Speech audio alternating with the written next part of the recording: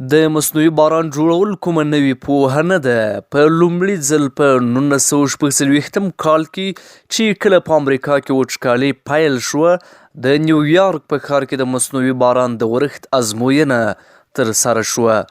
له 2 تر 4 زرو مترو لوړو وریځو ته زراعت او دودیز عناصر وپاشل شو. د مصنوعي باران د ورښت لپاره 2 لارې شتون لري. لومړی لار په وریځ کې د سودیم کلورید او یا هم د نقرې د ایوتید د توغندیو خوشې کول دي.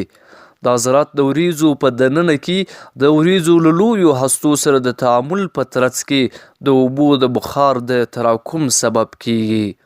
وروسته له 10 تر 15 دقیقو د باران د ورېدو لامل ګرځي. د مصنوعي باران د ورېدو اسانه لار له ځمکې څخه وریځې ته د توغندیو توغول دي. چین په سیمه کې د مصنوعي باران د جوړښت له اتلانو څخه ګڼل کیږي.